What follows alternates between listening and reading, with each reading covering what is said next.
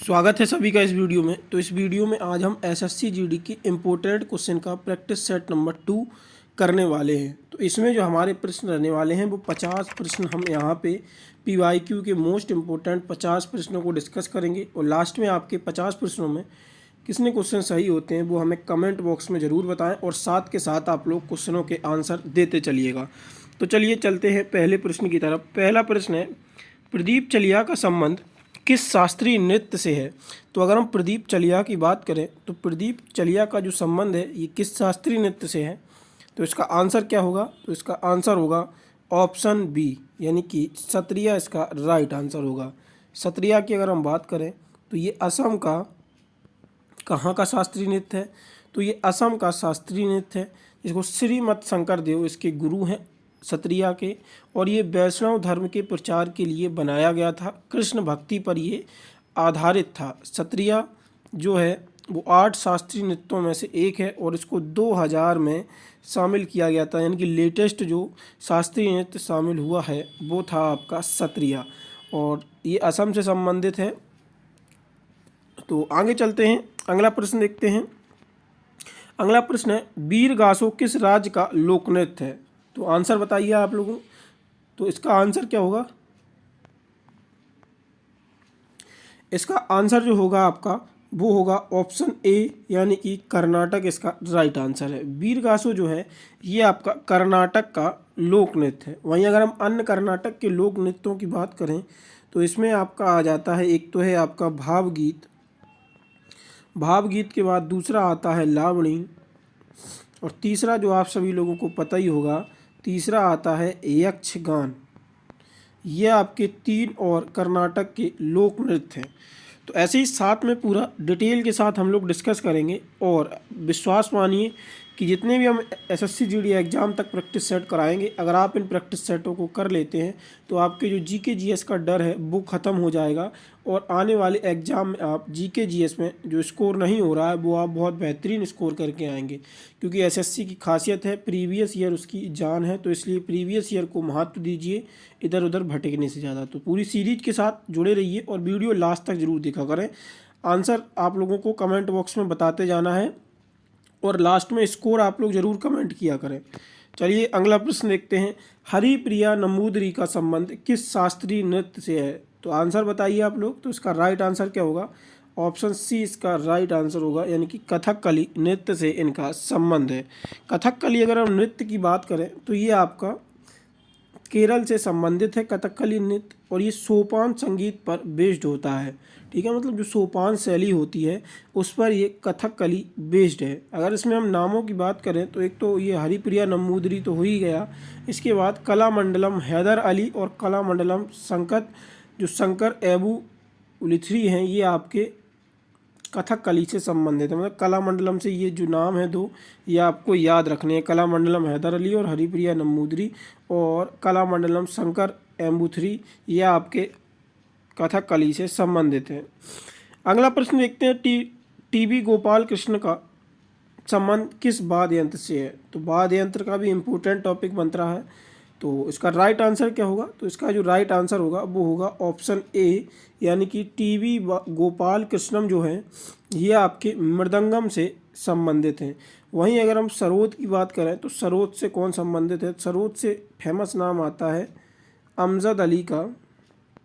किसका? अमजद अली सरोद से, और मुकेश शर्मा। कौन सा?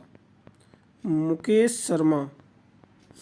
अमजद अली और मुकेश शर्मा ये आपके सरोद से संबंधित हो जाते हैं।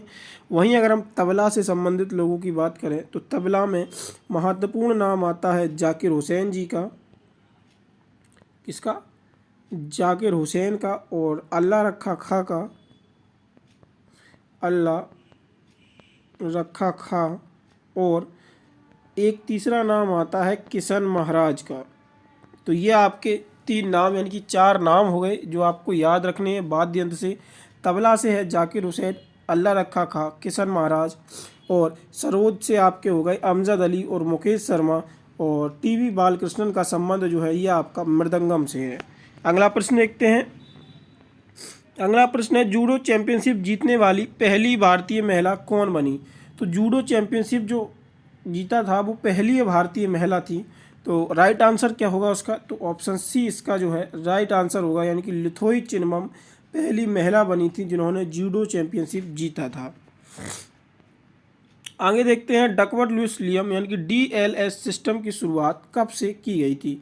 तो डीएलएस सिस्टम की शुरुआत कब से की गई थी, आंसर दीजिए। तो राइट आंसर होगा ऑप्शन डी, यानी कि 1997 की 1997 से डीएलएस डकवर्थ लुईस सिस्टम की शुरुआत की गई थी। और ये जो डीएलएस यूज किया जाता है ये क्रिकेट के क्षेत्र में यूज किया जाता है। अगला आता है डेविस कप का संबंध किस खेल से है। तो आंसर क्या होगा इसका, तो राइट आंसर होगा ऑप्शन सी, यानी कि टेनिस। डेविस कप का संबंध जो है ये आपका टेनिस से है। लिसनिंग टू ग्रासहोपर किसकी रचना है, मोस्ट इंपोर्टेंट क्वेश्चन है। तो लिसनिंग टू ग्रासहोपर ये किसकी रचना है, किसके द्वारा लिखी गई है, ऑप्शन सी होगा, मेघना अहलावत के द्वारा लिसनिंग टू ग्रासहोपर पुस्तक लिखी गई है। अगला देखते हैं 2011 की जनगणना के अनुसार जनगणना आयुक्त कौन था। तो जनगणना आयुक्त की अगर हम बात करें कौन था 2011 की जनगणना के अनुसार, तो इसका राइट आंसर क्या होगा, तो राइट आंसर होगा ऑप्शन बी, सी चंद्रमौली जो थे वो 2011 की जनगणना के आयुक्त थे। जनगणना जो है ये गृह मंत्रालय का विषय है, मतलब गृह मंत्रालय इसको कराता है आर्टिकल 11 के तहत। अगला प्रश्न देखते हैं, नागरिकता संशोधन अधिनियम 2019 कब लागू किया गया। तो नागरिकता जो संशोधन अधिनियम था इसको कब लागू किया गया था, तो राइट आंसर क्या होगा, ऑप्शन बी जो है राइट आंसर होगा, यानी कि 2020 में नागरिकता संशोधन अधिनियम को लागू किया गया था। अगला प्रश्न देखते हैं, अगला प्रश्न है भारत में नागरिकता कितने तरीकों से प्राप्त की जा सकती है। तो भारत में अगर हम नागरिकता की बात करें तो ये कितने तरीकों से प्राप्त की जा सकती है, तो राइट आंसर होगा इसका ऑप्शन सी, यानी कि 5 तरीकों से नागरिकता प्राप्त की जा सकती है। वो गिरफ्तारी से संरक्षण की बात किस अनुच्छेद में वर्णित है। तो गिरफ्तारी से जो संरक्षण की प्राप्ति होती है ये हमें किस अनुच्छेद में दिया गया है, तो इसका राइट आंसर क्या होगा, ऑप्शन डी इसका राइट आंसर होगा, यानी कि अनुच्छेद 22 में ये दिया गया है। गायत्री मंत्र किस देवता को समर्पित है। तो राइट आंसर इसका क्या होगा, ऑप्शन ए इसका राइट आंसर होगा। गायत्री मंत्र जो है ये सूर्य देवता को समर्पित है। अगला प्रश्न देखते हैं, अगला प्रश्न आता है अवेस्ता और ऋग्वेद में समानता है।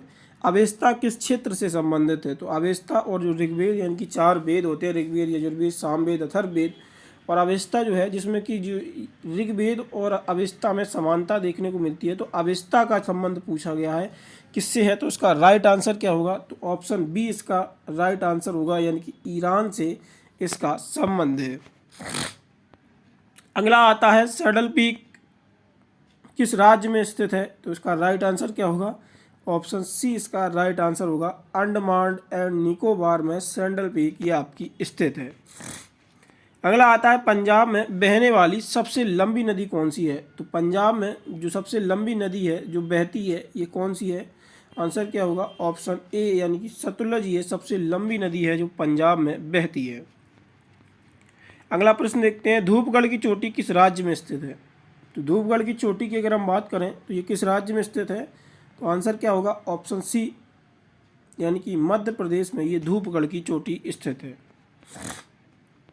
कृषि अनुसंधान केंद्र कहाँ पर स्थित है। तो कृषि अनुसंधान केंद्र की अगर हम बात करें तो ये कहाँ स्थित है, ऑप्शन क्या होगा, ऑप्शन ए इसका राइट आंसर होगा, नई दिल्ली में कृषि अनुसंधान केंद्र ये आपका स्थित है।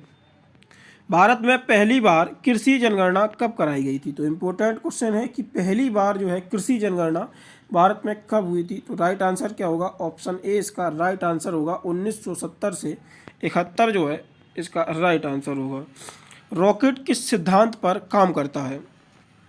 तो रॉकेट का जो सिद्धांत है ये किस पर कार्य होता है, तो राइट आंसर क्या होगा, ऑप्शन सी इसका राइट आंसर होगा, न्यूटन के गति के तीसरे नियम पर ये सिद्धांत जो है कार्य करता है।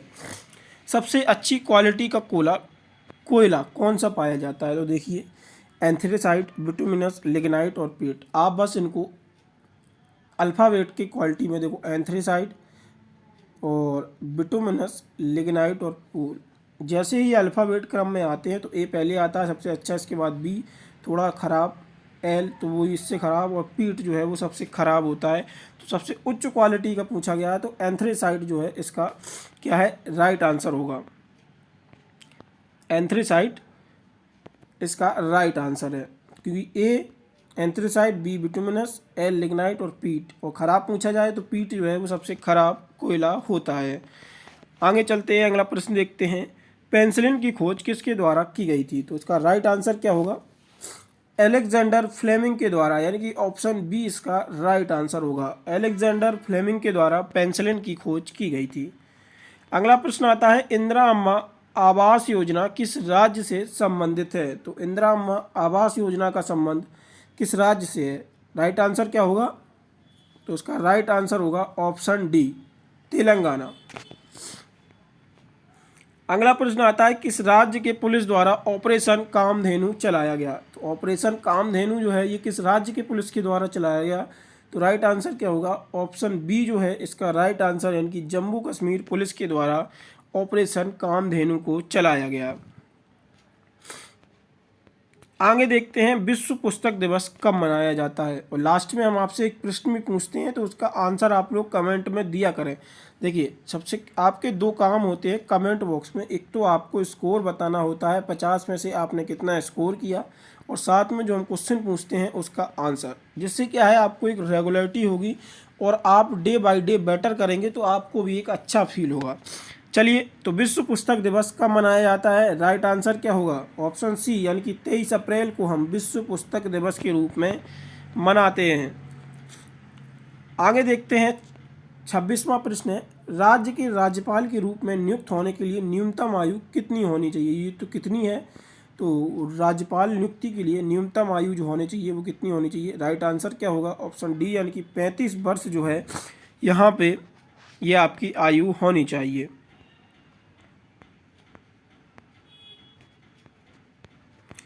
चलिए आगे देखते हैं, भारतीय संविधान का कौन सा अनुच्छेद शिक्षा का अधिकार हमें प्रदान करता है?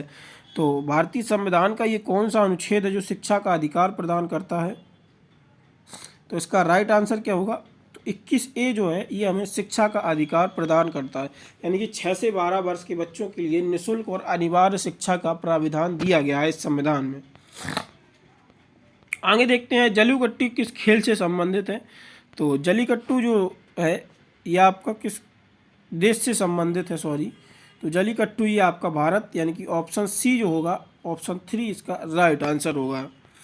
अगला प्रश्न देखते हैं, महात्मा गांधी राष्ट्रीय ग्रामीण रोजगार अधिनियम मनरेगा भारत सरकार के अंतर्गत आता है, तो ये कौन सा मंत्रालय जो है वो इसको देखता है? तो इसका राइट आंसर क्या होगा? ऑप्शन डी, ग्रामीण विकास मंत्रालय के द्वारा महात्मा गांधी राष्ट्रीय रोजगार गारंटी मिशन को देखा जाता है। और अभी हाल ही में बीजी नरेगा राम जी करके ये जो अधिनियम आया और उसको पास भी कर दिया गया है, तो उसके बारे में हम देखते हैं, क्योंकि अब वही आपको मनरेगा की जगह वही देखने को मिलेगा, जिससे प्रश्न जो है वो दबा के पूछे जाएंगे। तो उसको हम देख लेते हैं। ये थोड़ा इधर टाइप हो गया है गलती से। तो पुराना नाम जो था वो महात्मा गांधी राष्ट्रीय ग्रामीण रोजगार अधिनियम यानी कि मनरेगा नाम था। अब उसका नया नाम क्या होगा? तो विकसित भारत गारंटी फॉर रोजगार एंड आजीविका मिशन ग्रामीण, यानी कि BB विकसित भारत, जी से आपका ग्रामीण हो जाएगा, आर से क्या होगा? रोजगार आजीविका मिशन ग्रामीण। और उसको लागू कब किया गया? तो 2025 से ये लागू होगा। बदलाव क्या है? पहले देखिए 100 दिन का कार्य मिलता था, अब इसमें क्या है 125 दिन हमें साल में कार्य मिलेगा। मूल नाम में यह है 2025 में नरेगा के रूप में था, जिसे फिर 2009 में मनरेगा यानी कि महात्मा गांधी जोड़ दिया गया था। तो ये अब तक कुल 3 बार इसका नाम बदल चुका, 2005, 2009, 2025 में BBG राम जी मिशन करके इसको दिया गया, यानी कि विकसित भारत फॉर गारंटी फॉर रोजगार एंड आजीविका मिशन ग्रामीण के नाम से इसको जाना जाएगा। चलिए अगला प्रश्न देखते हैं।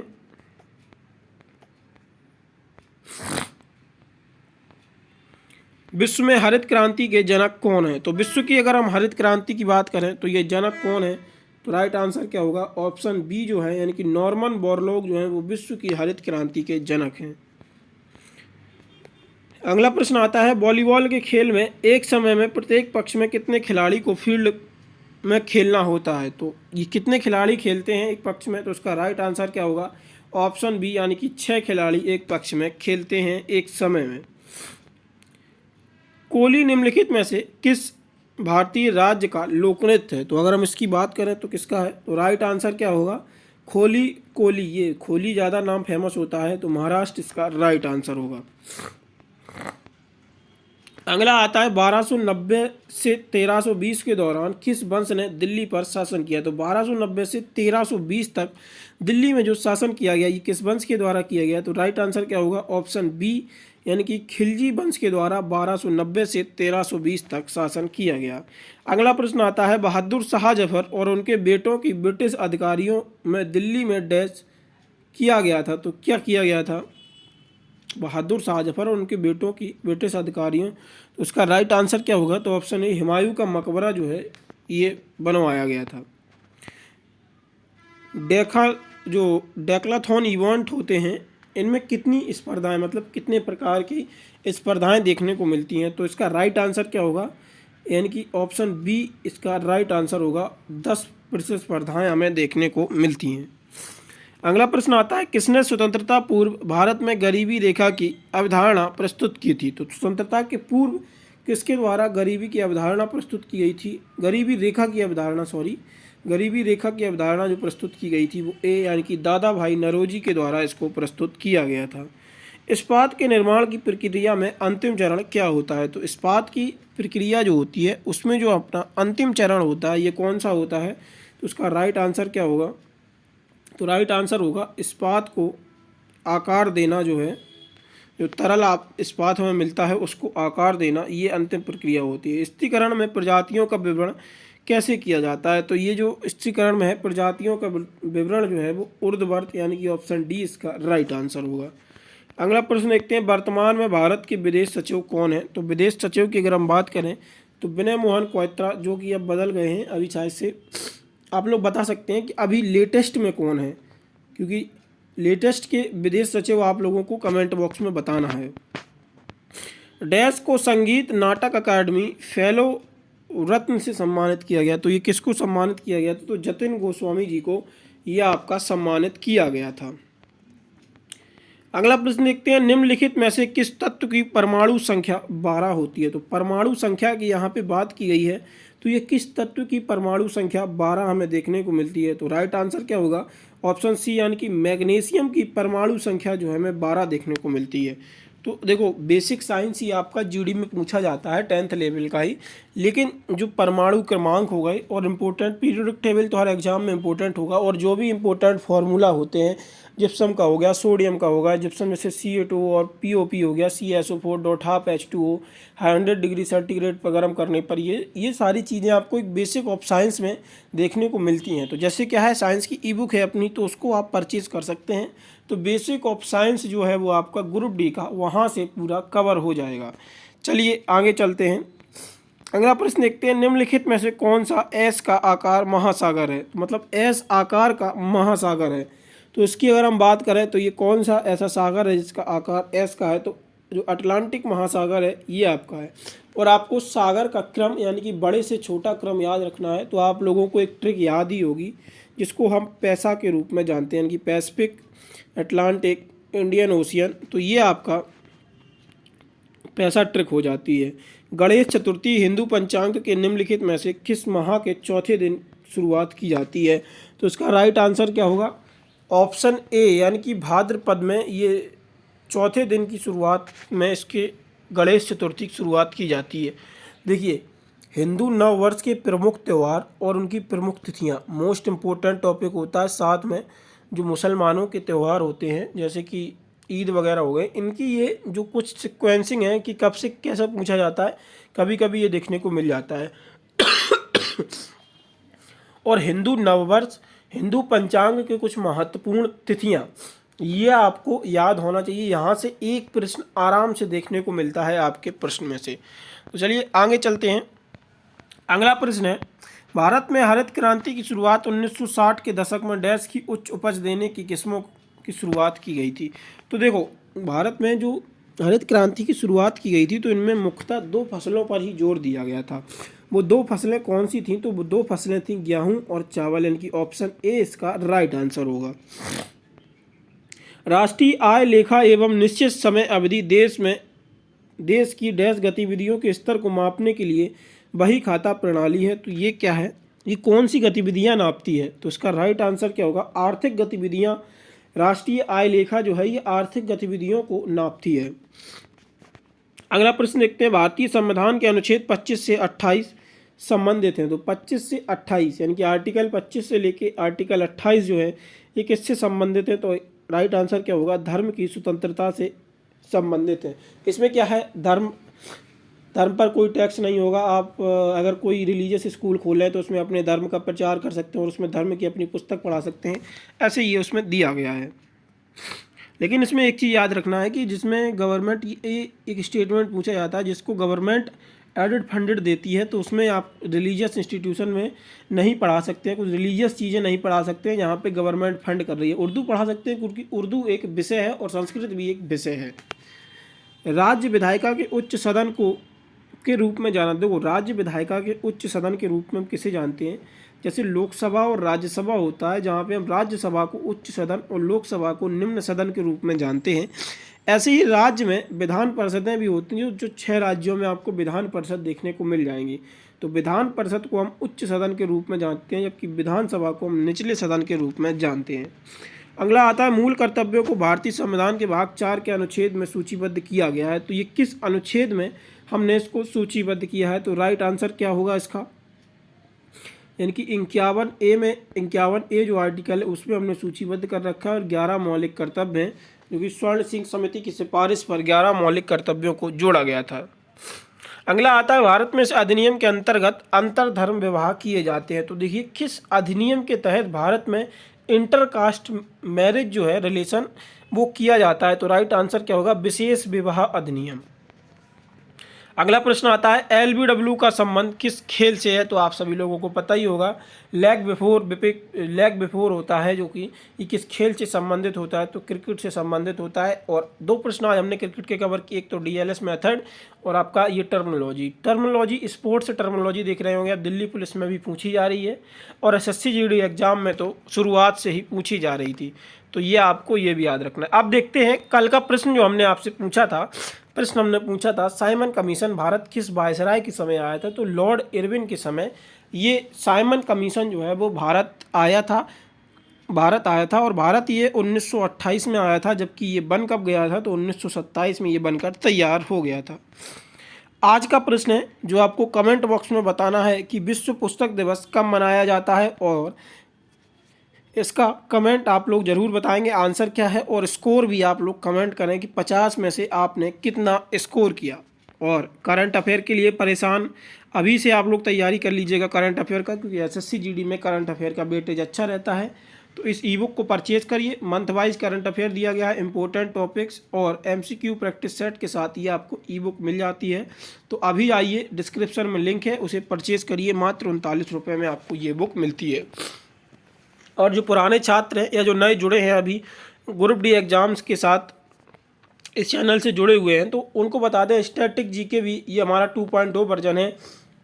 आप देख रहे होंगे साइंस और स्टैटिक GK और करंट अफेयर की बुक हमारी कितनी बेहतरीन तरीके से लिखी गई हैं, क्योंकि वहाँ पे क्वेश्चन जो रिपीटेड रेट है पूछने का उस बुक से वो बहुत हाई है। तो आप अभी डिस्क्रिप्शन चेक करिए, जो भी बुक आपको परचेज़ करनी है परचेज़ करिए और अपनी तैयारी को एक बेहतर लेवल यानी कि नेक्स्ट लेवल पर अपनी तैयारी को पहुँचाइए।